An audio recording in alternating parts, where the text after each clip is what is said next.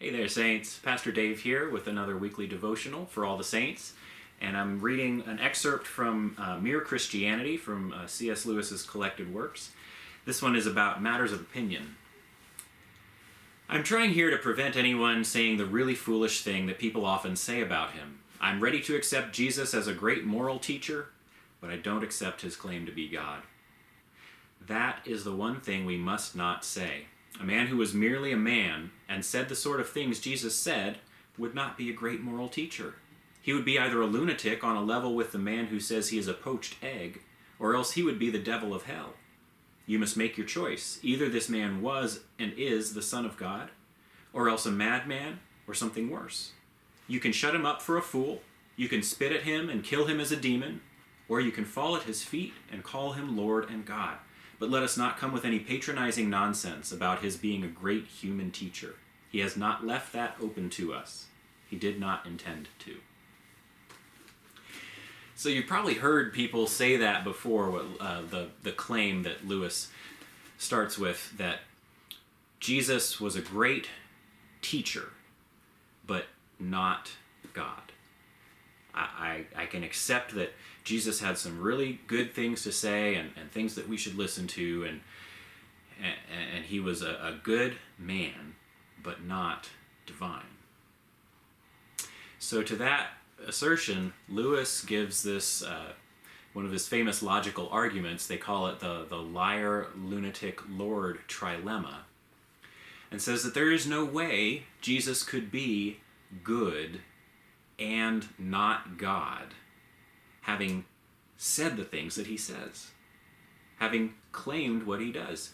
See, Jesus was in a habit of speaking for God, on behalf of God, saying things that only God should be able to say, doing things only God should be able to do, forgiving sins when they weren't committed against him specifically,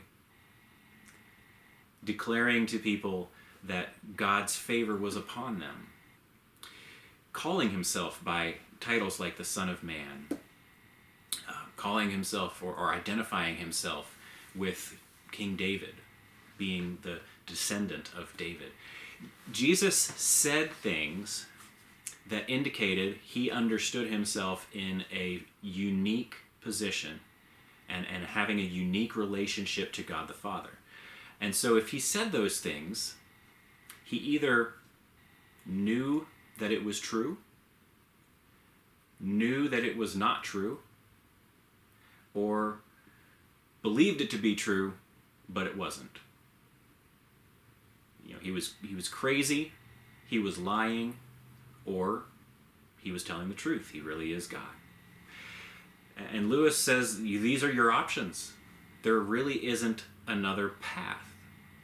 We seem to be interested in creating a fourth option here where Jesus says good things and important things and teaches us things that we should be eager to learn and accept, but he wasn't God.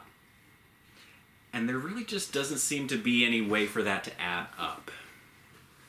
If Jesus was not God, then he was either crazy or lying when he said he was God. A crazy man might tell you some things that are true, but he's not reliable.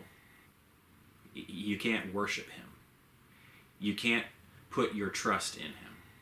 You can't take his word as gospel.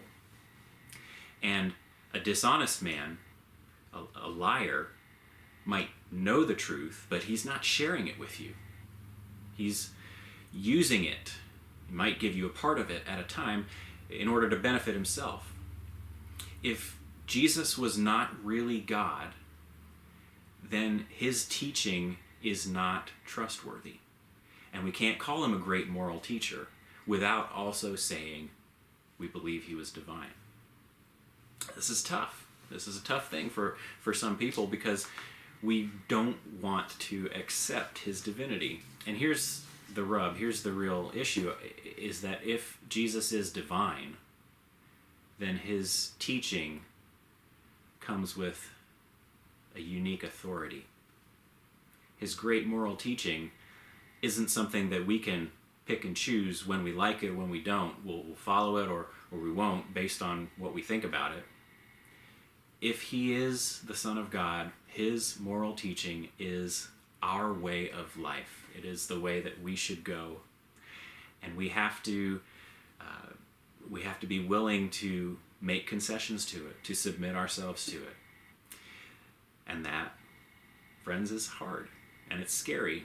And I think that really is the explanation for why a lot of us would like to call him a good teacher, but not God.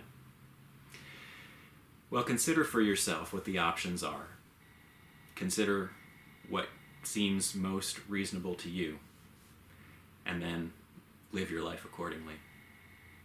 That's your devotional for this week, friends. Hope you're doing well and staying healthy, and it's good to see you and to talk with you, and I'll see you again soon. Take care. Bye-bye.